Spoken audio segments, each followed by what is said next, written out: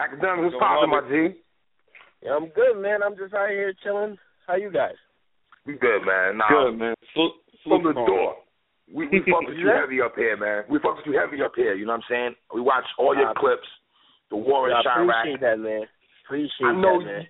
You don't miss a beat. If something is popping, I already know Akademiks is already on that shit, son. I'm expecting a blog within the next 20 minutes, my nigga, if anything's popping off. You can't miss a beat, man. Like this is the time we live in now, man. Like you used to be able, when something happens today, you expect to hear about it tomorrow, or if it's on the weekend, something happened on Friday night, you expect to hear about it Monday morning. Nowadays, people are tweeting about it for the next 20 minutes, and somebody's moving on to the next thing. So I got to be on that. You know what I mean? Facts. Now, your war in Chiraq. Now, let me ask you, because you're the person who I kind of would cater to and ask these kind of questions. Like I said, I know you got your own channel with the war in Chiraq. What's your take on this Keef New Jersey thing? Because me and Timo was talking about it the other day, and am I wrong when I say this, Akademiks, that, okay, he went to New Jersey to perform. He allegedly they was going to rob him. It's almost like after a game, a guy loses a game, and you put a mic in his face, you're not going to get the nicest things that come out of his mouth at that particular time. You get what I'm saying? Yo, I feel you with that. You know what I mean? It's kind of just like Lil Wayne when Lil Wayne went to New York, right? He got arrested, he did or whatever. He's still salty off that because he still thinks it's a fucked up situation where he shouldn't have even got arrested. So he said, listen, man, when they asked him, like, you're going to go back to New York? He's like, fuck New York. I'm not going there. You know what I mean? But he didn't mean it like, fuck the entire state of New York. He had a bad experience. That's the same thing with Chief Keef. He comes to I believe it's Elizabeth, New Jersey. He goes to one stop, and he expects to just perform, and the only greetings he get by goons there, or whoever the people who met him there, is somebody trying to snatch his chain. So here's the thing, though, because he did a dumb thing. I mean, it's not exactly after the fact. Like, I mean, I know you guys like a pretty heavy in battle rap and everything, but I don't personally follow battle rap like that, but there was a situation where I think somebody got punched, and then there was a guy, Daylyt, after the event. He was like, I'm going to shoot this whole shit up or something like that. That's directly after something happened. So you're not really thinking too shit. You're kind of mad you didn't get your money. Chief Keef went back. He performed in Philly. He performed somewhere else. And then he got back to Chicago and was recording with his people. Then he made that song. So he had a couple of days to think about it. Really, he wanted to say some shit where he wanted to kind of have us talking about it right now. He did this perfectly, you know what I mean? But, of course, I think he didn't do it like how he wanted to. He didn't want to diss the whole state and say, listen, fuck the whole entire New Jersey. He meant to really say, fuck the niggas in Jersey that try to rob me. Right. So that's why he clarified it on Twitter. My boy Timbo had made a point. He was like, basically he felt that, and someone stepped in, he said that he felt that Keef should address the people, listen, obviously you don't know the individuals that try to rob you, but like you said, not take shots at state, but take shots at fuckboys that might have tried to come at you that way. You know what I mean? Especially Newark Akademiks, like you said, especially Newark. You don't go at Newark as or Elizabeth, or you don't do that. Those type of places, man. I'm going to tell you this, though. You got to realize Chief Keef, he's relatively young. I think he's 18, 19 now. He's traveling all around. Like, he still really don't know the world. He really don't know the West. Yeah. He's still a nigga that all he really knows is Chiraq. Right now, he's living out in the hills of Beverly Hills right now. He's not even living in Chiraq no more. He's going to all these other cities, and he doesn't really know what to think. Like, he doesn't even know about Newark. He doesn't, like, to him, New Jersey is Newark. You know what I mean? He doesn't know that, hey, it's bigger than Newark. And also the people you had beef with is probably really a small little group. So when he says fuck Jersey, he's thinking everybody who he really meant to say fuck them, they took offense to it, not knowing everybody feel offended now. Because, you know what I mean? Everybody who's connected with Jersey in some way, somehow, saying, yo, we really fuck with you. Like, listen, I'm through with Jersey, man. Jersey fucks with Chief Keef. That's the crazy thing about it. Yeah. People in Jersey really fuck with Chief Keef. are we living in a world now though where some of these young dudes, young thug dudes or whatever, do people just still want to be Pac so bad to the point where they can, it's not like it's like a hit 'em up track all the time. Wait, hold on. I gotta stop you, dog. Young Thug is trying to be no Pac, man. Young Thug is No. I'm not talking about Young Thug. I'm talking about these young thugs out here. Oh, okay. I thought you were talking about Young Thug, a motherfucker. I'm like, no, buddy. I don't fuck with Young Weirdo, bro. That's young weirdo to me. But is it the wannabe Pac syndrome to where they think they can do that, then they realize, like, I am not Pac, I'm not like that. Or does that kind of get in their head a little bit, do you think? You know what? I think in some sense, but I'm going to tell you the honest truth, though. When it comes to Chiraq and these niggas, especially like the Chief Keef is a nigga that don't give a fuck about nothing. Like, I don't think in his mind he's thinking, I want to be Pac. He's just thinking that he probably gained this God syndrome just seeing how much love he got at first. Like, at one point, when he just got on, he was what every young kid in Chicago really wanted to be. So, I mean, it fucks up your mind to think that now you kind of have this God complex. So when you move around, you think you're a super goon. You see people dying left and right of you because you had a problem indirectly with someone else. They got killed, right? I don't even want to point out specific cases, but that would happen in Chicago. People that he had beef with indirectly, they got killed. Not saying he did it or anybody he told to do it, but that happened. So when you're moving around, you're thinking you got that God complex. You really think you're with it. You know what I mean? And he's also a dude that he never been to jail, really. Like, the longest time he's been to juvie, and it was like 3 months. He went to juvie for 3 months, and then he came out. But as far as trying to be like Pac, I do see a lot of these new rappers, they draw influences from Pac, but Pac was such a unique spirit that they can't channel the full Pac. But as far as not giving a fuck, Chief Keef got that. But isn't Lil Reese the same way, though? What happened? Isn't Lil Reese the same way? Because I get that vibe of Lil Reese, like, he doesn't give a two flying dogs. I think Reese knows his lane, though. I think Reese, I think he gives a, but you can tell there's a difference between him and Keef. Keef, like Ax said, Keef doesn't give a fuck. No, hold on. Let me tell you this, man. I call Lil Reese the Grim Reaper, the Chiraq Grim Reaper. Yes, you do. This guy don't give a fuck. I mean, who do you call Baphomet? Who you call Baphomet again? Listen, I got nicknames because you know what? I know you got nicknames for me. It's so fucking ridiculous, yo. I got nicknames for everybody. It's like a demonic trilogy that's running the whole Chiraq right now. Chief Keef, that's Baphomet. There's this nigga that named Fredo Santana. I don't know if you guys know who this is. Yeah, that's Keef's cousin, right? I don't know whose cousin he is. This nigga looks like a demon. This nigga looks like Lucifer lives within his soul, dog. I call him the fucking demon. Like, no lie, son, not even being a bitch, when I see that nigga alone, 12 o'clock, with one street light on, nigga, I'm pissing myself. It's over. Look at him. And then we have fucking Lil Reese. I call that nigga I call him the Grim Reaper, and this is why. He tweeted at, and not even, I hate this new social media thing where you talk about something that's public knowledge or something people do on social media, and somebody said, you're snitching. But this is some facts. People tweet at him, or the people he's beefing with tweet at him, threatening him, they die like 24 hours. I'm like, listen, man, I got 85,000 tweets, man. I've been tweeting at niggas for life. I've been tweeting at niggas hoping they even get hurt. Anything happen to them? 60% of that niggas, the niggas that he tweet at, they die. So they're wild over there, man. That's a Grim Reaper, man. But both of them niggas, they don't give a fuck, yo. That's why the only thing about Chiraq, man, you got to notice, them dudes just don't give a fuck. So whatever fucks you think you give, you got to minus like 30 more. They don't give it, man. These dudes don't play anything. So let me ask you a question. Being that you do the war in Chiraq, do Chicago rappers or anybody influencing that culture come at you sideways, being that you're on the top of the game? What's popping on in Chicago? You know what? To be honest about everything is that when I do, and I cover everything. The real reason why I started a separate YouTube account called the war in Chiraq, because I really cover mainstream shit, right? Like, for the Ray Rice shit that just happened, I was covering that. I'm covering everything that's, even I touch all over politics.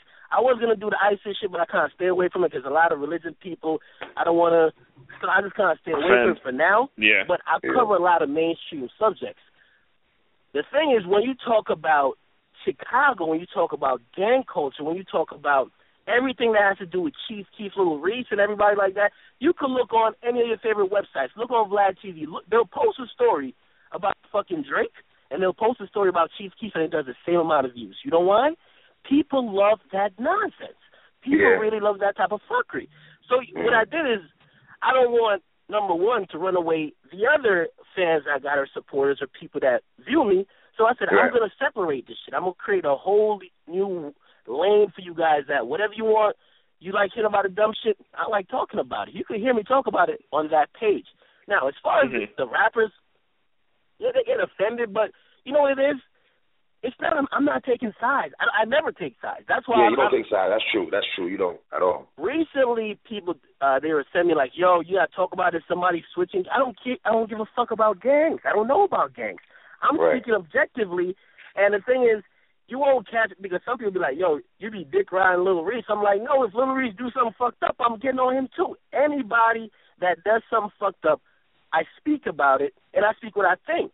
You know what I mean? I'm kind of coming from independently with it. But as far as the rappers, sometimes they get mad. They'll be tweeting at me sometimes. And other times, which, for example, Chief Keef and Lil Reese, I don't know if they watch it, but fans of theirs watch it, and they always tweet at me, whether negatively or positive. But then the lesser rappers, like there's a bunch of struggle rappers in Chiraq. Like, they're fucking garbage, dog. Yo, like, hold on. I seen the skit that you did, Akademiks, with the brother from Chicago. I never heard of him, but he did a song about Bobby Shmurda, and I seen you posted up on one of your blogs. Dog, let me tell you this, son. When I first reviewed the song, I said, this shit is trash. This shit is garbage. And I'm like, to keep it real, even though Bobby Shmurda, he's not the nicest, he got a hit. And I'm like, nigga, you're a struggle rapper, and nobody knows you. This is how, and this is going to shed a light on how everybody's just trying to, this is how the internet is now. Everybody's just trying to claw and just fight just to get some recognition. I pretty much told the dude in my video, you're garbage, please quit, don't post no more videos, never get back in the booth, and since you're in Chiraq, nigga, get a gun and don't be lacking, all right? So pretty much, I guess in a regular nigga terms, I'm dissing him. The nigga actually tweeted at me like, yo, thank you for mentioning me. Wow. But hear the phoniness, though, because I guess he starts getting some attention, be like, yo, you that nigga he was dissing? Other people start tweeting at him like, wait, is he dissing you or Chiraq? To the point he starts then turning around trying to get more attention by dissing me, saying, wait, you know what, matter of fact, fuck you for mentioning me. I'm like, see, you just wanted the attention. That's why I don't talk about you anymore. So that's what it is, man. But as far as the established rappers, like, they don't, either they don't see it or they don't respond, which I don't care if they do. I don't do shit for people to respond. If I did, I'd tag their names in it. Talk about it, people. What I do is, the best way I could kind of equate it to, have you seen, you guys know about John Stewart? I'm basically John Stewart. Of course. I take whatever that's news or what people are talking about, and I'll make it humorous. I'll make it into a parody. Because most of the shit, when I see niggas getting killed left and right, it's a tragedy. Yeah. But overall, I'm thinking, yo, this shit is almost like a fucking movie. In none of my videos could nobody ever say, I'm talking about, yo, you need to go kill him. I never say that. I always say, any of you guys doing the killing, y'all are all fucking idiots. If you're posting up guns on social media, you're an idiot. Posting up cash on social media, you're an idiot. Any type of coonery you're doing, I'm not fucking with it. However, you can't beg niggas to stop. I had a nigga tweet at me and say, yo, what are you doing for the people in Chicago? I'm like, my nigga, if you're watching my videos, I'm telling, or what suggestions are you giving? I'm like, my nigga, I'm telling you. I tell them all to get out of the gangs, quit all the fuckery, start focusing on the right things. Word. But no, these niggas get a pistol like and stop talks. Hey, well, listen, you know what? If you're going to be living that life, you got to have rules. And that's where the parody comes in. If you want to live the life and you want me to start thinking like Now I got to think like I'm living in an era where it's the fucking Hunger Games, where if I don't have a gun and if I don't shoot the next person, that's my ops. Like, this shit is hilarious, dog. So now, let me ask you about Bobby Shmurda, because I thought this was wild when you had put out the blog about Bobby Shmurda arrested on Warren bench, missed the court date. Shouldn't somebody, as a manager or somebody who's team, Akademiks and Timbo, put him on, like, bro, you know what I'm saying? Like, should be on point with his schedule on a day-to-day basis, though? Yeah, you know what's funny about that story, too? And that's why I got to give a big salute to, like, all my supporters and everybody that do watch me, because I won't tell you guys, because TMZ is reporting that story now, but I had that story 3 days before them. He got arrested really a week ago. Like, not even intended, but he got arrested a week ago. But people sent me the story of, like, I won't tell you how, but they got the picture inside the police station. Somebody say, yo, that was crazy. Blah, blah, somebody's a cop. Here's the picture. That's all you need to know. Before we put this on social media, we know you're gonna make it hilarious. We know you're gonna have it entertaining. Please just talk about it. We want to hear your opinion on it. That's how they sent it to me. But wow, when I see rappers like that getting arrested, yo, even a fucking like Lil Reese, like, is signed to like Def Jam, I believe he's still signed, and like chilling in Chiraq, getting caught in a car with a gun on you. I'm like, yo, these niggas is too dumb. It's either that or it's not even either that or. It's definitely this. These record labels don't give a fuck about them. Like, I said the same thing with Trinidad James. When these rappers that get one song, when they sign, they don't realize that the label starts pimping them for the attention and not them. Once the attention off hot nigga falls, they don't give a fuck what happened to Bobby Shmurda. I've been saying, I'm like, yo, that gun charge you got, if he don't get that fucking gun charge immediately handled in the next year, he's going to jail. Because by the time that shit really go to court, he's going to be not hot. He's not going to have a hot single out, even though he's about to drop a new one. I think it's called Bobby Bitch. I like that. Bobby Bitch, yeah. Yeah. Once everything dies down and he needs to go to court, and he's signed to Epic Records. Epic Records is going to be like, my nigga, you got another hit? Like, damn, bro. You probably going to have to go do those 3 years, son. Like, go shmoney dance in those showers. That's it. My nigga, believe me, yo. And it's the same thing with all these rappers, yo, because even with Trinidad James, after the whole wave from his single died down, they don't give a fuck about him. What these rappers need to do is what the Migos are doing. That's why I got to respect them, even though they be with the coonery, too. They be doing all type of shit, slapping promoters, running around like they're top goons. But the thing with them is that they're not trying to live off one single. They have the courage, and they kind of have the movement where they say, yo, we can make it by just recreating hits. We got hits. Like, if you can make hits, you don't need to live off one song. If you only got one song and that's it, you sign to a label and let them only care about that one song. Migos is like, yo, Versace? Okay, I can have that. Hannah Montana, y'all can have that too. Fight Night, y'all can have that. And they keep just churning out hits. That's how you stay relevant. Now, with a nigga like Bobby Shmurda, within the next 4 months, they're going to have an album package to be sent out. If they did already, because somebody told me they did. I haven't seen any press release, but they're going to send out an album by Bobby Shmurda in the next 3 months. That's going to do a little bit of numbers. They're going to keep touring. He's going to get a couple of remixes, a couple of new songs to extend that buzz. By the end of 2015, if he don't have another song, Epic Records will throw that nigga to the bush. Academics and Timbo, if he doesn't have another joint that's popping, is it safe to say he's Trinidad James 2.5? You know what, though? Here's the thing. What the definition of Trinidad James 2.5, because this next joint, Bobby Bitch, I think is going to be good. However, I heard a snippet of when you was playing on it. It does sound like, not like the hot nigga joint, but it does have that kind of feel where he's going to incorporate a new dance, which, Bobby, if you're doing that, that's smart on your side, my nigga. No, but here's the thing, though. Because he's so successful, it's kind of like the 50 Cent effect. My nigga, you just went to the top and you plateaued. Like, unless you start building up a constant stream of hits to get you at a sustainable level, like Amigos. When Migos came out with fucking Versace and Drake jumped on it, we all thought these niggas will be gone. You know why? because once Versace died down, they don't have anything else that'll be that big. They'll never have another song that'll be a Versace. But they started kind of building up their own lane. When a rapper gets out there and they don't got no fan base, it's tough because you don't have it. Like Chief Keef right now, as much as we don't like him, right? Or actually, I do like him, but now I do like his music. But as much as a lot of people don't like Chief Keef and they think mainstream-wise he's finished, he has a strong fan base. It might be 14-year-old kids. It's strong, bro. Like something serious, man. So that's what I'm saying. He keeps delivering music for them, and he got that lane. Bobby Shmurda right now, there's nobody like. Listen, play this.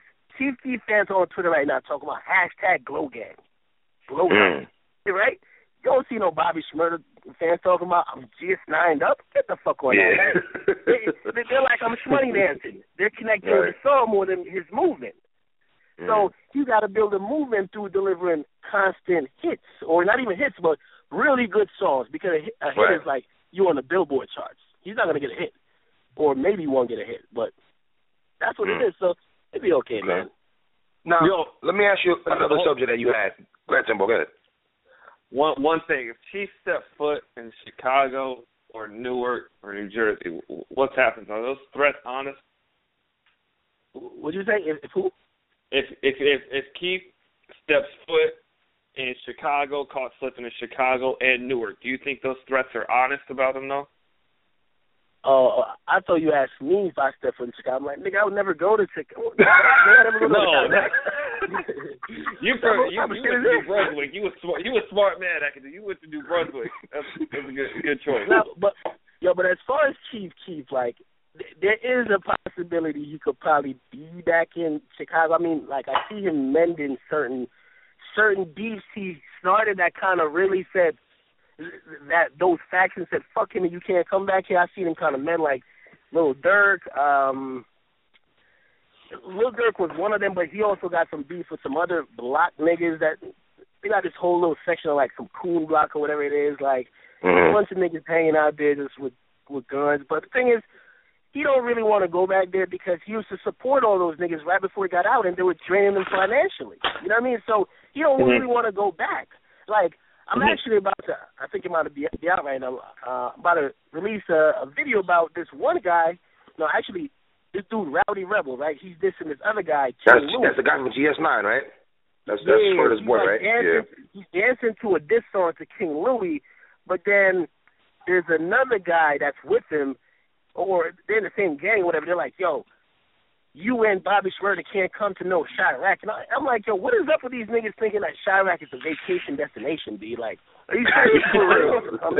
I'm not coming there.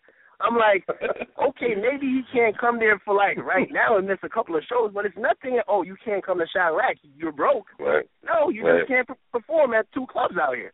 So, Chief Keef, there's a possibility he could go back to Chicago, really Chicago, or Chiraq, but why would he want to go? As far as New Jersey, it's over. These New Jersey dudes, dog, they at this point, they realize doing something to Chief Keef is their come up, dog. That's their come up. Agree. You catch a Chief Keef out here, you want to catch a like it. You don't care where it's at. But let's be fair, fellas. If you and I, 3 of us are on Keef's team, we're basically telling them, son, you're not stepping 1 foot in Jersey, so we can just forget about that, right? I mean, let's be real. Hey, I'm not going to the whole tri-state area. I'm just being real. If I'm on Keef's team, I'm like, yo, you could do that leg of the tour yourself, bro. This is an interesting thing about it. And I was breaking it down on one of those videos I was actually talking about. I was like, yo, check it. He's having problems really even making money. Like, for Chief Keef, he's not doing any type of, like, big shows. He's really doing nightclubs, right? I mean, he's getting paid pretty well for doing those nightclubs because he's still drawing a crowd. But nobody's really fucking with him because he's too much headache, right? It's like, with all these gangster rappers, there's too much headache. He went to perform, I believe in Brooklyn. That got canceled. And that got canceled by the police. Like, and once again, it's like some people that really fuck with me, my listeners, they send me some shit. They sent me audio of the promoter in Brooklyn talking to the police, and the police said if Chief Keef performs, we're raiding the club, and he got canceled. Damn. So whatever amount he was going to get paid. And the reason why they said it is that because he's posting up guns on social media and he's making threats. Yeah. That's exactly what they said. I heard it clear as day.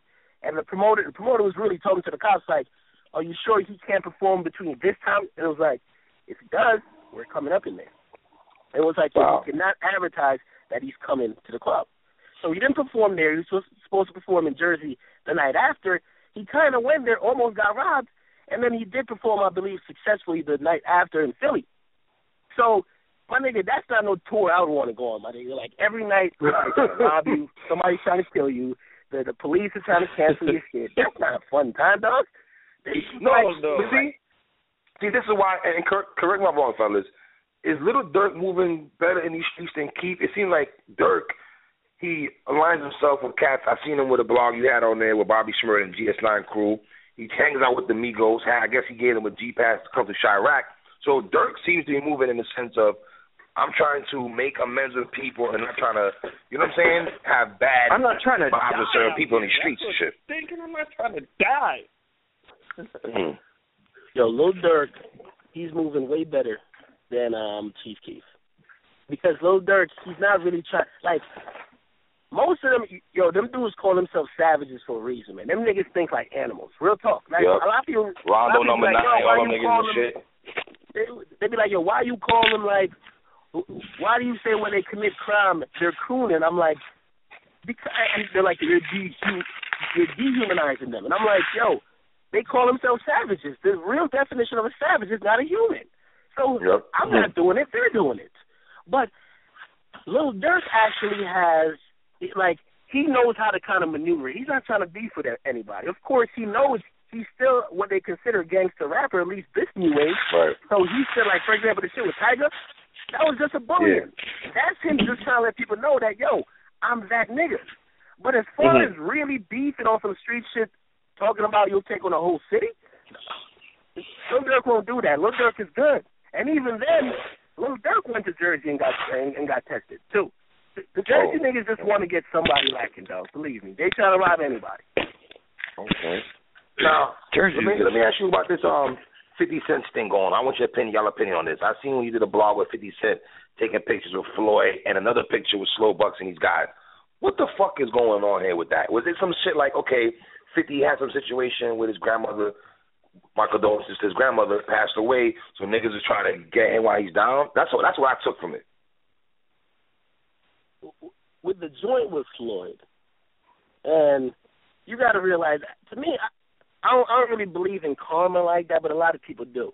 And a lot of people do say a lot of shit you put out there does come back to you. And with Floyd, it's like he's been fucking with Floyd for the longest, man. He's been fucking with Floyd about everything. Like, he's been fucking with him about reading. And, you know, right now, the only place 50's soft is that, not even soft, but vulnerable, like, if the 33 Strategies of War says you got to know your opponent's weaknesses. Right now, 50's weak with his son. Like, he don't got a relationship with his son. They don't talk at all. They haven't talked for months. So when you saw that he just went at Slow Bucks over the son, you said, all right, dog, you going to keep fucking with me, and especially fuck with me when I'm about to go in a fight? I'm about to make millions of dollars. You know, like, right now, I need my focus. You're going to keep fucking with me? All right, let me fuck with you and see if you can handle it publicly. And it's not even some overtly shit where, yo, I'm disrespecting you, but I'm gonna just show you that, listen, your son fucks with me and he definitely doesn't fuck with you. So in that sense, with Floyd, like, Floyd just playing the game, man. That's Floyd's little subliminal jab at him. It probably won't go anywhere, but 50 Cent. That jab though, he was like, "What? I'll put up $2 million if you can get a video of your son saying he loves you." Damn. Oof. Damn. That's Jesus. Hey, was that real though? I think that was fabricated. I'm not sure if that was real. Okay. I think that was fabricated, just like people said that he had said said that Marquise, which is 50 Cent's son, had said to just put it out online saying Floyd is a better father figure to me than 50, which he never said that. You know what I mean? He posted a picture with Floyd, but he never said he's a better father figure. But people want to add the fuel, and all you got to do is fake a screenshot. I don't think he said that. But maybe I'm wrong, but I didn't see it. Okay. Last subject I want to talk to you about. Big Pun's mom, bro. When I seen you put this up there, I mean, was that really Pun's mom's robbing a bank, my G? Huh? Hello? Hello? Hello? Call drop. Hold up. Okay. Let's see if he calls back. Wow. Dropped a lot of knowledge on us, though. Oh, man. Academics out here not making me obviously never want to visit Chicago, ever. Y'all can and have for that. What? For what? What is in Chicago, B? Nothing. No shade. No, what is it? I had an uncle living in Chicago, Illinois. He left there and went back to New York. Like, it was nothing in Chicago to be doing. Yeah. You know? Yeah. No, you're right. Hmm. Hold on. Here it is. Yo, you good? Hello? Yo, you can hear me? Yeah, we good. Sir. Yeah, I don't know what happened, but there. About Pun's mom, my G. Was that really Big Pun's mom trying to stick up a bank, my nigga? Yeah, honestly, I'm going to tell you the truth, though. And it's one of those things where, like, when I do present life stories, I get my opinion and shit afterwards. Right. But I even thought about it in the aftermath. I kind of looked into it, and some people sent me some more stuff. I think that whole story, at least how it's coming from the media, the sites I got it from, and when I do get stories, I get them from official news sites, you know what I mean, news stations or whatever. It seems that it was kind of overblown. What I believe happened, and this is information I'm getting after the fact, is that there was a argument with one of the tellers, and she demanded money. The money that wasn't there or money that wasn't hers. Which, because she was that level of loudness and whatever that ended up happening, she ended up getting it, right? And after the fact, it was said that she robbed the bank. But you know what it is? If you come on now, everybody, like, I mean, Big Pun Mom can't be that motherfucking dumb. Like, she goes into the bank and she fills out either a deposit or withdrawal slip. You see it. If you look at the tape, she goes. No bank robber fills out a fucking withdrawal slip. Come on, bro. Come on. So, no bank robber before they put their mask on. So, let me fill out this, in my account number. I want this. No. You just go straight for it. So, what really happened is that, to me, after the fact now, it seems that she went to do official business, and doing that official business, she probably be like, yo, what? That motherfucking money ain't it? Give me all this shit, man. She ain't even have no weapons. Come on now. No weapons. Like, fucking, what's that nigga name that, fucking Michael Brown did a more aggressive robbery than her. Man. Like, come on. Like, you just gave it over there and you just said, take it. Academics, I know you say you're not too into the battle rap thing, but I want to get your take real quick on this Daylyt character, dude. Things that you hear about. He was just in a battle in Arizona where he took a shit on stage during his battle. Pictures are out, draws down and everything, man. Pause, took a shit on stage. All the things that you've heard about this guy, what's your take on it, man? Yo, I'm going to be honest with you guys, yo. I think what a lot of I think it's a love-hate thing. It's not with me. With this guy, I think it's most of the battle rap fans. And I'm going to even spin around and ask you guys. I think you guys kind of encourage this. Because he's the type of guy where, and this is what I'm getting at, I haven't personally, well, actually, I think maybe I did. I think I might have watched one of his battles where he was doing some Matrix stuff. He didn't seem even down. And you guys know way more than me, but he didn't seem trash. He seemed like it was kind of good. But from what I'm getting, at least every time I hear people mention battle rap and mention him to me, is that they don't like these type of antics, but they do like that it gets the attention. So it gets the attention of, for example, me. I don't follow the culture like that, but it gets my attention. So even then, I'm like, what the hell's going on in the culture? But people don't really like the antics. Nobody want to hear that. You pulled out your fucking dick and you start playing with balls. Nobody want to hear that. This dude This dude battled a girl and whipped out his shit right there, bro, in front of all the chicks in the battle, bro. Everybody. Now, this is my whole take on that, because in my opinion, I understood battle rap to be something that was kind of underground at the moment, and people loved it because it was a niche, like it was a niche sport or a niche culture, where people was tired of all the bullshit, all the gimmicks, everything that came along with regular hip hop. You had to adjust to a format, and you just wanted the real. You just wanted the bars. You didn't want the beat. Fuck it. Yeah. You just want to hear the bars, and it's cool because it's been growing.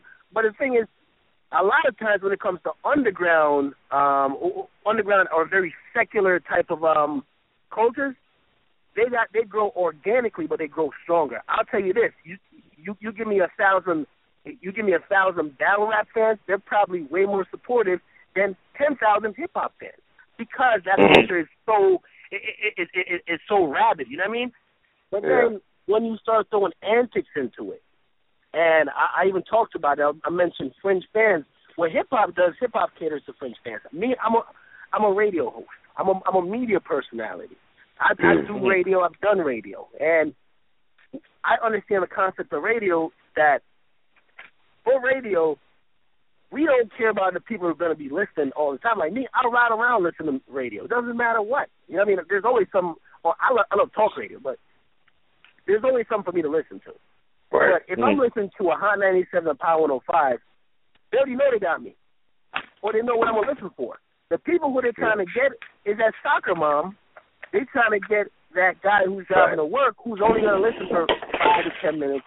And that's a fringe fan, somebody that don't really give a fuck, but they're kind of interested, which it might make you make more money, but you have a bunch of people that don't really give a fuck about it. Because when it's time to come to support an album, when it's time to come really, like, if I told you right now that Daylyt and some other Negro was battling, and they did battle and it's online, you'll find it. If it was out there, you'd find it.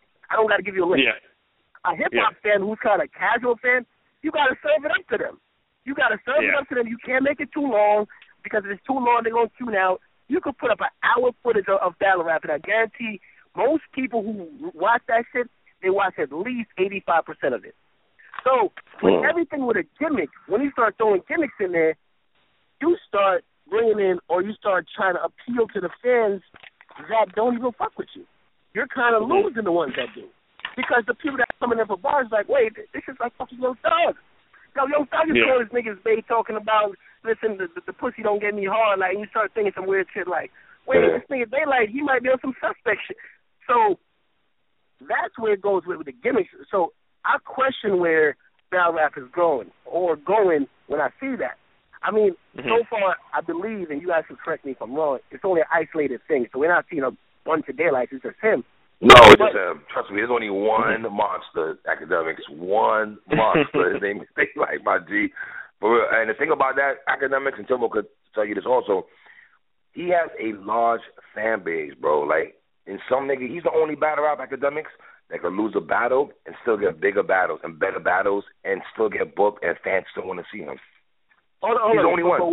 Hold on. But what you just described, right, is the reason why most people, quote-unquote, sell out, right? And most people do these gimmicks, right? Because you could put out horrible songs. You start taking away from the talent, and you make it a popularity contest. So fuck who really talented. Fuck who really spit the bars. My nigga, you know I'm going to take my hat. I got a dildo in my pocket. As soon as I look around and niggas start yawning, I'm going to do something wild.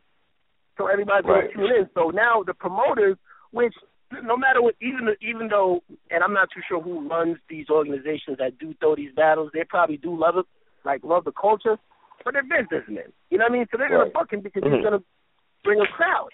So they're not going to be like, dog, we're only booking you for the bars. I guarantee no place will say that. You know what I mean? They're going to be like, yo, you could do gimmicks up to a certain point. We can't have you shitting on stage. That's disgusting for the whole culture. But we do want you to do you. How about this? He has not battled yet on the biggest stage in battle rap. He's one of the most popular battle rap. He's not battled on the URL stage, which is smacking them, but he's one of the most popular battle rappers out here. But you know the thing, I think that here's the thing that separates him though. He's not all gimmicks. The thing is, Akademiks and Drake, is he has bars. So I think the reason people are going to continue to watch is they say, all right, well, maybe this is the day that he comes with the bars that we want. Because he can spit with Akademiks. The man can spit. He can spit when he went around. He come out. Yo, let me tell you this, and I'm going to be honest with it. As far as this Daylyt guy, and I can only go off everything I know about him, he got the winning formula. He got the winning formula of the most, the person that would be the most profitable battle rapper. He got the winning formula.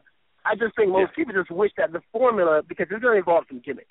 And anything you do, wrestling is all about the gimmicks. Even rap, the most successful people, they kind of have a gimmick. The reason why Young Thug doesn't give a fuck about, Young Thug hasn't done a radio interview like that. The reason why is his gimmick. He got you talking about him on the radio.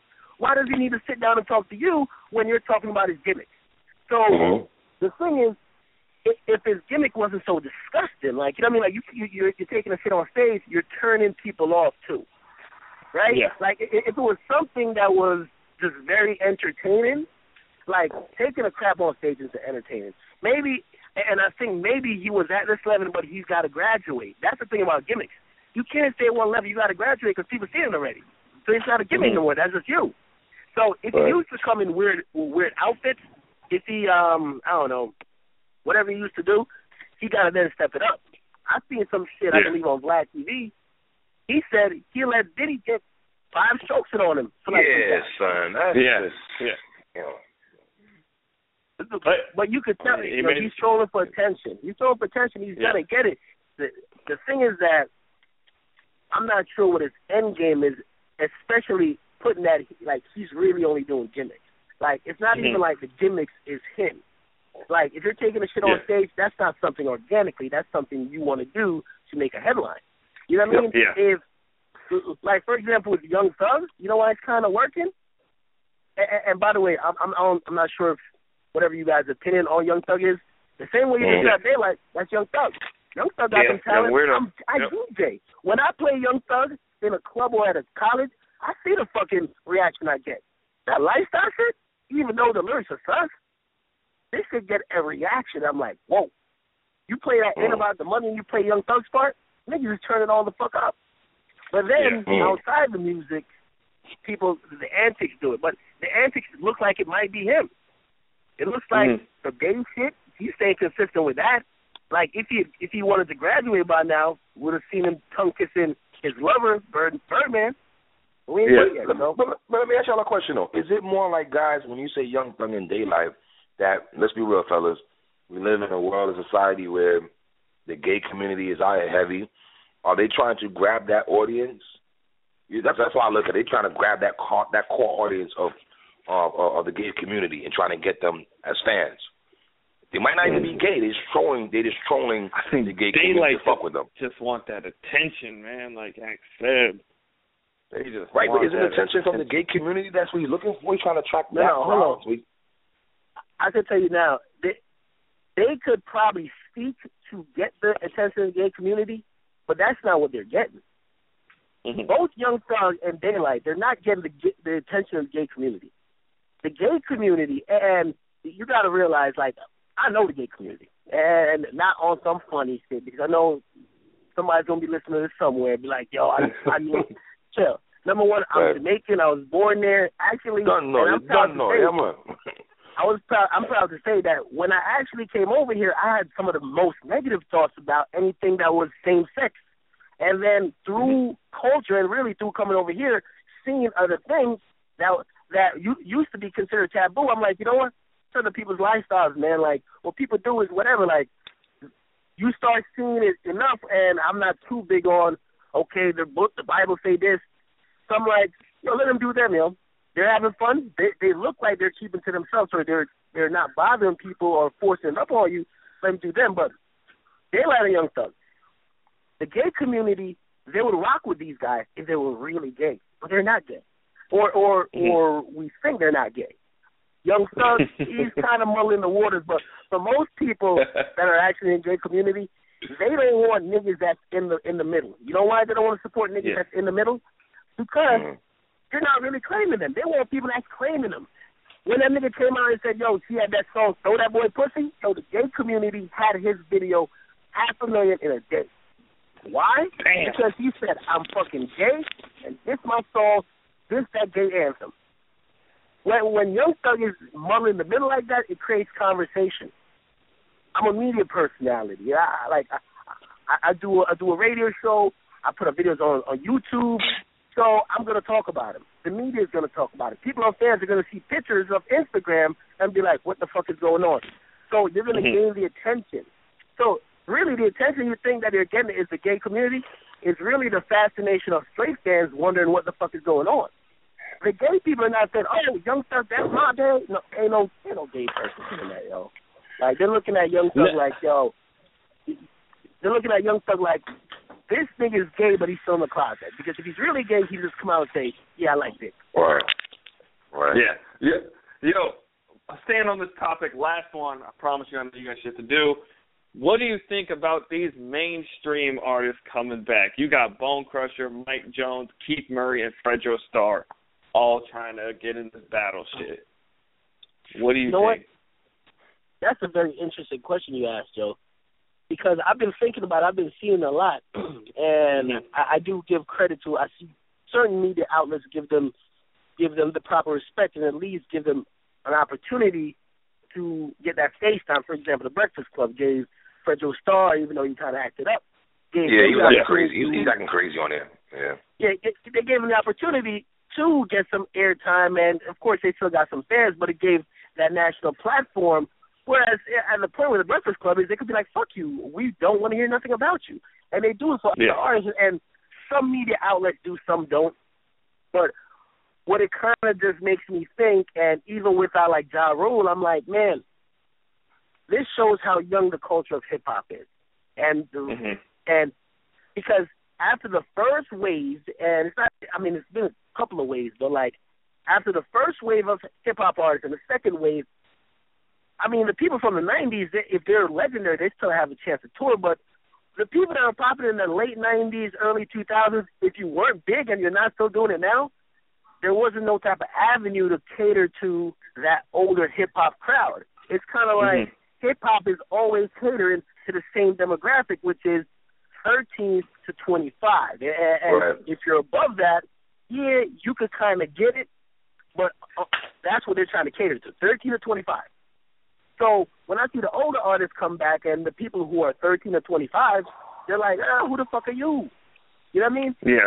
I see that the people before them failed them and they didn't create that avenue for touring, or even corporations didn't really see that there was a need for radio stations to cater to them, where you could go listen, you could switch to a station right now that's playing throwback joints. Don't even call it throwback because it makes it seem old, but contemporary adult. You know what I mean? Like, politically correct term. Yeah. And you could have Nelly still making songs. Maybe he wouldn't be getting all of those fans who are like Papa Molly's and all that shit. But he still have a fan base. He'll still be touring. But no, now these niggas, they got to get on reality shows. That's it. If they want to get popping again, the only avenue now is the reality show. Mona is sitting there waiting like, I thought you'd never come out. She doesn't have to. Peter Guns, Saigon, Stevie J. She doesn't have to ask anybody anymore. They come to her. They're like, yo, get me on. Once I saw Soulja Boy, Young Bird, Little Fizz, Omarion was on there, I was like, yo, it has showed that she's not only getting people who are washed up or who can't put out an album, she's getting people who are kind of still hanging on, or she's getting the bottom tier hip hop. I mean, Omarion may not be popping, but he's not like the furthest thing to irrelevant. Soulja Boy might not be cranking that Soulja Boy no more, but he's not the furthest thing to irrelevant. They're kind of in that little middle ground. So it shows where Mona could get. That means if she really wants to, she could get she could get a Cameron on there, man. I love Cam, but she could get a Cameron on a reality show. Like, I watch that shit. I don't even fuck with reality. Yo, I don't even fuck with reality TV. With my nigga Killer Cam do one, I'm watching that shit. You best believe that shit. That ass. Well, everybody got that. I mean, everybody fuck with Killer in a different way, meaning, like, Killer is a type of dude that's just kind of wild. You can't see him pillow talking like a fucking Soulja Boy. You can't. You just can't. Like, if you saw that, my nigga, I would literally have to cry tears under cutting up some onions and rip up all my diplomatic immunity CDs, son. I would have to, because it would kill the whole image. Like, Jim Jones went on there, but he still maintained. If Cameron would go in there, I'm like, You know what I mean? Yeah. Joe Budden went on there, but, I mean, I think it kind of... He maintained the Joe Budden image, though, yeah, when he was on there. Joe Budden definitely... It fit Joe Budden as in he wasn't going to... Not that he's whack or he was falling off, but that he could kind of just keep his awareness out there. Because the only thing I'm noticing about this new reality show, because I do watch it. I love this shit. You know what I mean? I love this shit. You know what I mean? Ratchet TV. What? My nigga, I need a dose of Ratchet in the weekdays, dog. Ratchet TV, man. You got that? Oh, I'm telling you. With this group, and the only thing I feel bad for the ladies, because with this group, you could tell the rappers got it in full control. In New York and in Atlanta, you got the niggas working chased around by females. They're calling line, all this and third. On this show, with Ray J on it, it shows how much any shit the females are. Their whole lives revolve around who they could get dick from and whose dick is exclusively theirs.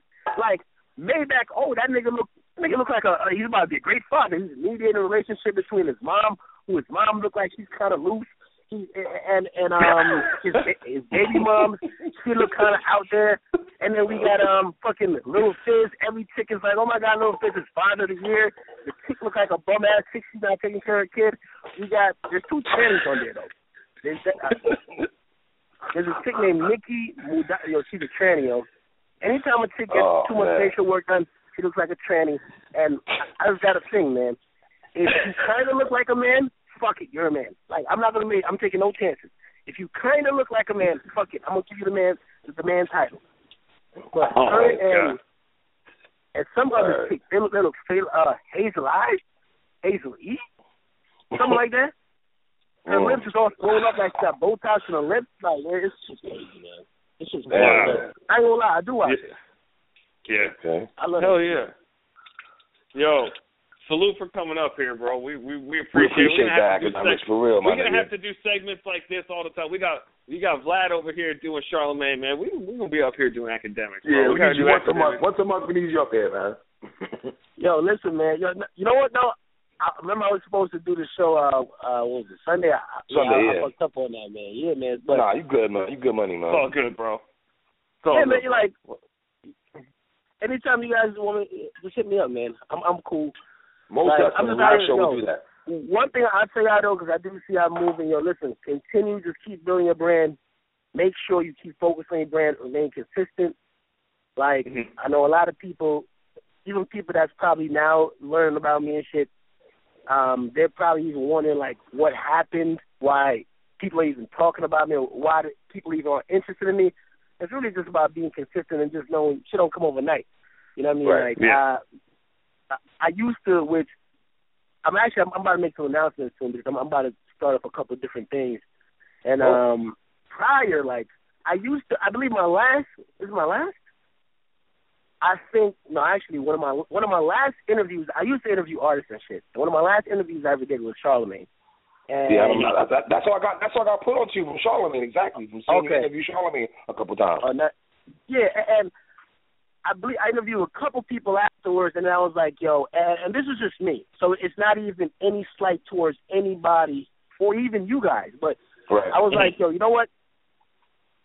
Yeah, I put it up online, but a lot of people that were coming to see it were like Charlemagne fans, and some people liked it, some people whatever. But the thing is, not even off that interview, I remember trying to interview even some reality stars, yo. And dog, this is the thing I hate about, because people don't call me a journalist. I say no, fuck a journalist. I'm a nigga that gives my opinion. If I talk about it, you like it. If you don't like it, fuck you. That's it. I try to interview like some Love and Hip Hop chicks. And their managers is sending me through hoops. They cancel like 7 or 8 times with me, and I'm like, yo, what the fuck is this? I'm like, yo, to be honest, if I'm gonna build a platform, I'm gonna build a lane for myself. I don't want nobody fucking with me because I'm interviewing a basketball hoe or some type of Love and Hip Hop bird. I'm like, I'm gonna just start talking my opinion. If people like it, yes. If people don't like it, it's okay. And I was like, I'm not interviewing nobody. Ever since that, Young Money hit me up like, you want to interview? I think that's some white chick with Young Money. Yo, I denied all them requests, yo, because I'm not interviewing. Because when I was coming up, or I was trying to interview people, man, managers and publicists, they didn't jump through hoops. Niggas was canceling. I'm like, yo, the thing is, I was spending so much money traveling. I'm like, yo, this shit ain't worth it, man. If people don't like me for my opinion, my humor, whether it's corny or not, my stance, my ideology, it's cool. I'm cool off that. So that's when I just started doing my own thing. And just to give you a sneak peek, I'm about to bring back my podcast. That's what's really going to happen. But and it's really just going to be me, and I might have a guest, might not. Each and every week it's going to be longer because when I do the YouTube things, it's about like 5 or 6 minute clips. But I might have a guest, I might not. It might be somebody famous. It might be a nigga that I just knew from me walking up to the store. That's it. Whatever it's going to be entertaining because I've started to build my brand and look for the people who really like me. That if you like me, you're not coming here to hear me talk to another nigga, right? If you're coming here to hear me talk to another nigga, go somewhere else. You go to Vlad TV. Vlad TV will have all that. And, you know what I mean, Vlad, and there's no disrespect to Vlad, he's not like a personality like that. Like, he stays behind the camera. I want my opinion to be interjected into this shit. Like, I'm giving you my opinion. You could disagree in the comment section.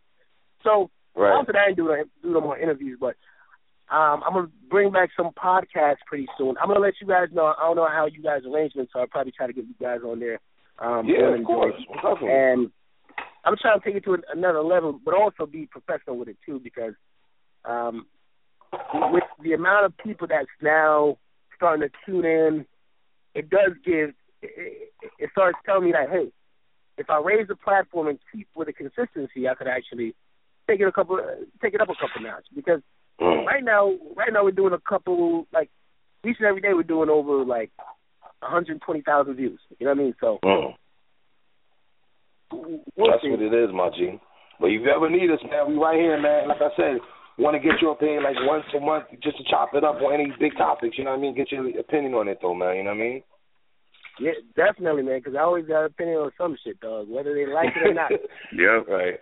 Whether they like it or not, man. Hey, salute. Go watch Akademiks' the new blog about the 3 crackheads that got caught, man. Salute to that. Call 911 on yourself. That's what we do over here. Yeah, listen, yo, ever since the invention of the internet and technology, niggas have always found a way to snitch on themselves. As soon as they invented the internet, everybody realized that this is my opportunity to eliminate the real snitch and to snitch on myself. Hey, they're cutting out the middleman, dude. Yeah, man. So let them do what they say. Yo, salute, bro. We're gonna